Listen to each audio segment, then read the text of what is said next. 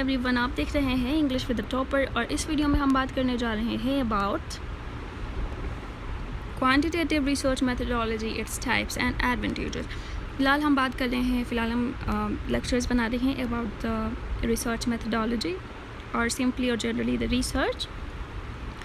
और इससे पहले की वीडियो में हमने बात की about the qualitative research methodology और अभी हम बात करने जा रहे हैं about the quantitative research methodology. सबसे पहली बात यह है कि क्वांटिटेटिव डेटा या क्वांटिटेटिव रिसर्च जो होता है उसके अंदर डेटा किस तरह का होता है। इस रिसर्च के अंदर जो डेटा होता है वो न्यूमेरिक होता है। Numeric means the data which is in the form of number, जो कि नंबर्स, परसेंटेजेस, एवरेजेस इन फॉर्म्स में है। इस तरह का डेटा होता है और हम इसको किस तरह के इश्यूज़ को सॉल्व करने के लिए यूज़ करते हैं, social, psychological, political and economic. ठीक हो गया। इट के others specific numeric data such as personal income levels. इसमें जो है ना स्पेसिफिक न्यूमेरिक डेटा भी होता है और सब्जेक्टिव न्यूमेरिक डेटा भी होता है। स्पेसिफिक न्यूमेरिक डेटा ऐसा होता है जो कि हर बंदे का जो है ना स्पेसिफिक होता है। ठीक है, सपोज़ पर्सनल इनकम, बंदे का इनकम क्या है, उसकी सैलरी कितनी है, तो ये जो है वो स्पेसिफिक है। क्यों? क्योंकि बंदे की सैलरी जो होगी हर बंदे की स्पेसिफिक होगी। और फिर कुछ जो है ना सब्जेक्टिव न्यूमेरिक डेटा भी होते हैं जो कि हमारे सब्जेक्टिव सेल्फ से रिलेट करते हैं। फॉर एग्जांपल, हमने रिसर्च करनी है किसी पॉलिटिकल लीडर के बारे में, तो पॉलिटिकल लीडर को हम पसंद करते हैं या नहीं, अगर वो लीडर हमें अच्छा लगता है तो कितना अच्छा लगता है, अगर अच्छा नहीं लगता है तो कितना अच्छा नहीं लगता है। ये जो है ना सब्जेक्टिव न्यूमेरिक डेटा होगा, क्योंकि हर बंदे का अपना ओपिनियन होगा, हर बंदे की अपनी रेटिंग होगी, स्केलिंग होगी। ठीक है, अगर हम इस तरह का रिसर्च कर रहे हैं तो हम लोग सपोज़ स्केल बना रहे हैं 1 to 5, फिर हम जाके रिस्पोंडेंट से, इन्फॉर्मेंट्स से पूछेंगे कि आप 1 to 5 के स्केल में इस पॉलिटिकल लीडर को कितना सराहते हैं, या फिर वो आप उनको कितना पसंद करते हैं, वो आपको कितने अच्छे लगते हैं, आप उनको कितना एडमायर करते हैं। तो डेफिनेटली 1 2 3 4 5 में से वो कहीं ना कहीं अपनी स्केलिंग कर लेंगे कि वो उनको इतने अच्छे लगते हैं या फिर वो उनको इतना जो है एडमायर करते हैं। इस तरह के डेटा को सब्जेक्टिव न्यूमेरिक डेटा कहा जाता है। और इस तरह के रिसर्च में हम डेटा कलेक्ट करते हैं from the surveys, questionnaires and experiments. और फिर जो है ना सोशल साइंसेस के रिसर्चर ज़्यादातर ये वाला रिसर्च मेथडोलॉजी यूज़ करते हैं, लेकिन सोशल साइंसेस के अंदर भी तब यूज़ करते हैं जब डेटा न्यूमेरिक फॉर्म में हो या फिर डेटा न्यूमेरिक फॉर्म में चाहिए हो। क्वांटिटेटिव रिसर्च के लिए स्टेप्स हैं। सबसे पहले आप इशू को डिफ़ाइन करेंगे, लोकेट करेंगे। ठीक है, आप किस इशू पे रिसर्च करना चाह रहे हैं। फिर आप अपने लिए रिसर्च प्रोजेक्ट बनाएंगे कि आप मतलब किस तरह से रिसर्च करेंगे, आपकी मेथडोलॉजी क्या होगी, क्या स्टेप्स होंगे, ये आप डिज़ाइन करेंगे। फिर डेटा कलेक्ट करेंगे, फिर उस डेटा को इंटरप्रेट करेंगे, समझेंगे, उसको स्टैटिस्टिकल एनालिसिस उसकी करेंगे और फिर जो है ना आप आखिर में क्या करेंगे, अपनी फाइंडिंग्स को रिपोर्ट करेंगे। ठीक हो गया। These are the steps of quantitative research and then let's talk about the types of quantitative research methodology. सबसे पहली टाइप है डिस्क्रिप्टिव या ऑब्जर्वेशनल रिसर्च। ठीक है, नाम से ही हमें पता लगता है कि डिस्क्रिप्टिव या ऑब्जर्वेशनल, इसमें हम क्या करते हैं, किसी चीज़ को डिस्क्राइब करते हैं या फिर ऑब्ज़र्व करते हैं। फॉर एग्जांपल, किसी पॉपुलेशन को, किसी सिचुएशन को, किसी फिनोमेना को या फिर वेरिएबल्स को हम क्या करते हैं, डिस्क्राइब या ऑब्ज़र्व करते हैं। क्वांटिटेटिव रिसर्च के अंदर वेरिएबल्स से मुराद है कि हम जिन एरियाज़ पे काम करना चाह रहे हैं या फिर जिन एरियाज़ के बारे में, जिन चीज़ों के बारे में हम डेटा कलेक्ट करें। सपोज़ आप या हम जो है ना एक रिसर्च करें अबाउट द एवरेज एज, तो यहाँ पे एज जो है वो क्या है, एक वेरिएबल है। तो इस तरह के चीज़ों को एज, हाइट, वेट और इनकम, ठीक है, इस तरह की चीज़ें जो होती हैं उनको हम कहते हैं variables. Then comes the correlational research. Correlational research में ये होता है कि दो वेरिएबल्स के दरमियान में रिलेशनशिप फाइंड की जाती है। सपोज़ यहाँ पे researcher is studying a correlation between cancer and marriage. ठीक है, कैंसर और मैरिज के दरमियान ये रिसर्च करना चाहता है। अपेरेंटली तो कैंसर और मैरिज के दरमियान में जो है ना हमें कोई अपेरेंट रिलेशन नहीं हमें पता लगती है, नहीं हमें मिलती है, लेकिन फिर भी ये रिसर्च के ज़रिए फाइंड करना चाह रहा है, दो वेरिएबल्स हैं उनके दरमियान में रिलेशनशिप। तो इस तरह के हम लोग रिसर्च को कहेंगे correlational research. Then comes the casual comparative research. Casual comparative research जो होता है वो कॉज एंड इफेक्ट को स्टडी करता है। ठीक है, कॉज और दूसरी साइड पे हमारे पास होता है इफेक्ट। इस तरह के वेरिएबल्स में कॉज और इफेक्ट के दरमियान में रिलेशनशिप फाइंड करते हैं इस तरह के रिसर्च में। और फिर जो है ना इनमें से एक डिपेंडेंट होता है, एक इंडिपेंडेंट वेरिएबल होता है। ठीक हो गया। सपोज़ हमने यहाँ पे रिसर्च करनी है अबाउट एक्सरसाइज और वेट। ठीक है, अगर हम एक्सरसाइज करेंगे तो वेट लॉस होगा, अगर हम एक्सरसाइज नहीं करेंगे तो वेट लॉस नहीं होगा इस कॉन्टेक्स्ट के अंदर। लाजमी नहीं है कि हमेशा ऐसा हो, लेकिन रिसर्च की लिमिटेशन इस तरह की है। अब एक तरफ है हमारे पास एक्सरसाइज करना, दूसरी तरफ है वेट लॉस होना। तो एक्सरसाइज करना जो है और वेट लॉस होना जो है, ये दोनों क्या है, कॉज एंड इफ़ेक्ट हैं। तो इस तरह के कॉज एंड इफ़ेक्ट के दरमियान रिलेशंस फाइंड करते हैं हम जिस रिसर्च में, उस रिसर्च को कहा जाता है कैजुअल कंपैरेटिव रिसर्च। बाकी एग्जाम्पल इसको रीड कीजिएगा। फिर आती है एक्सपेरिमेंटल रिसर्च। ये जो है ना कैजुअल कंपैरेटिव रिसर्च के साथ काइंड ऑफ सिमिलर होती है। It also attempts to establish relationship between variables using scientific method. यहाँ पे वेरिएबल्स के दरमियान रिलेशनशिप ही फाइंड की जाती है, लेकिन यहाँ पे साइंटिफिक मेथड यूज़ होता है, इसीलिए इसको कहते हैं एक्सपेरिमेंटल रिसर्च। सपोज़ हम लेबॉर्ट्री में जो है ना किसी पेशेंट के ब्लड कंडीशन, हेल्थ कंडीशंस को फाइंड कर रहे हैं, उसका ब्लड टेस्ट कर रहे हैं, ठीक हो गया, तो लेबॉर्ट्री में जो टेस्ट करते हैं उनको हम कहेंगे experimental research. Then comes the surveys. Survey के नाम से के भी हमें जो है ना नाम से ही पता लगता है कि किस तरह का रिसर्च होगा, ठीक है, जिसमें हम लोग सर्वे वगैरह करेंगे।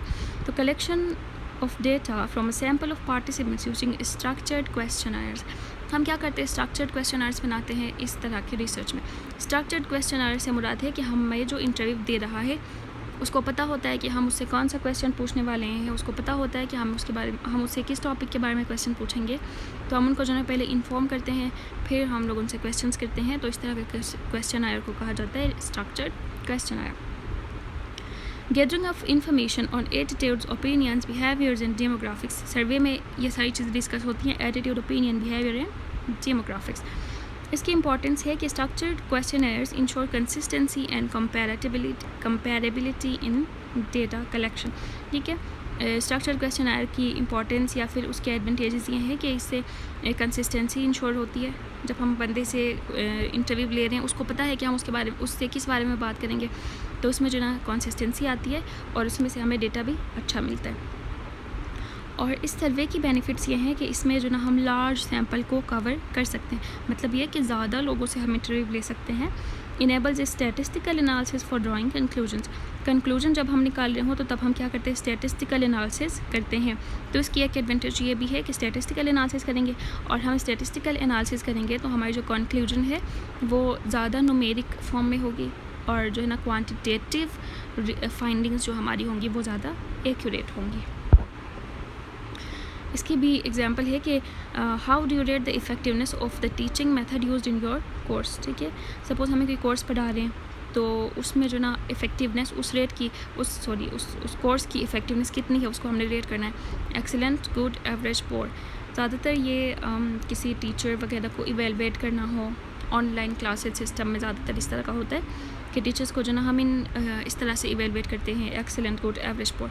तो इस तरह के जो ना क्वेश्चन आयर्स को, इस तरह के रिसर्चेस को कहा जाता है सर्वेज। फिर आती है next type, that is Meta analysis.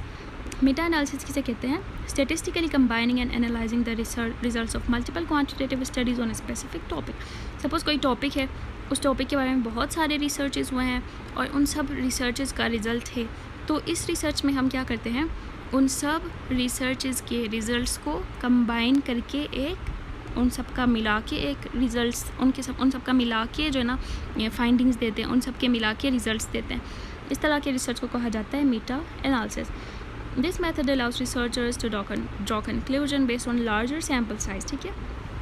इस तरह के रिसर्च की बेनिफिट ये है कि हम लार्जर सैम्पल साइज़ को कवर करते हैं। कि कैसे लार्जर सैम्पल साइज़ को कवर करते हैं, पहले जितने भी रिसर्चेस हुए हैं उन सब का सैम्पल भी हमारे रिसर्च के अंदर इंक्लूड होगा, इनडायरेक्टली।